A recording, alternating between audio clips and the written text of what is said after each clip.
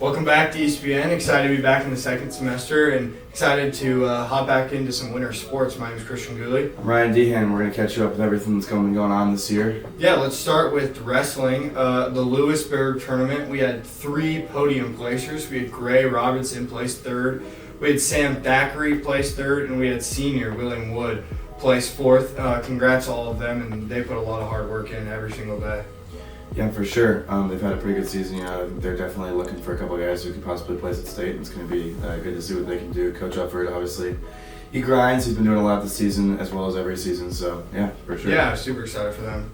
Yep. And in swim, they have a big invitational coming up this weekend. Obviously, a lot of those guys chasing some state cuts. It's going to be a big season for them.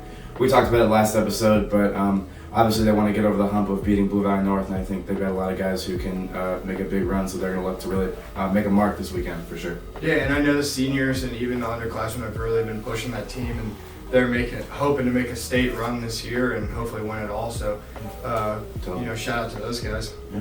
Moving to girls basketball, obviously our first shout out is going to be Abigail Long hitting that. 1,000 career points. It is an unbelievable achievement and something that not a lot of girls here at East have done and not a lot of girls do in their high school career. So huge shout out to her, and obviously shout out to Fina Kessler, a sophomore that has just been balling out. She's lights out from the 3-point line, and she's great with the ball. So can't wait to see what she does. Yeah, obviously it was big for Abigail, big for their team. They got to have that celebration with the student section after the game and stuff, and they haven't had the best of seasons, but they're really looking to turn around. I think they have a lot of talent, so if they can really mesh together, I think they're gonna definitely finish strong. Yeah, and watch out for Abigail for McDonald All-American.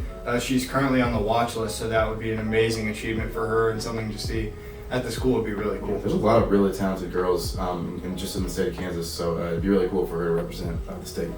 Yeah, moving on to boys basketball. Yeah, so the boys are 7-1. They head to Valley Center this weekend to play in a tournament. It's going to be a big one for them. They get 3 games back-to-back days, so I think if they can really stack up some wins in that one. The big game is against Maize South. They play them on Friday, and it's going to be a huge game as Maize South is ranked 3rd, I believe, by Metro Sports Kansas. So that would be a huge win for them. And then, of course, next weekend, the Rockhurst game. Yeah, and obviously we mentioned ranked 3rd. East currently ranked 8th, so definitely a huge step up from last year, and it's been so super fun to go to those games and watch them, kind of get their spotlight.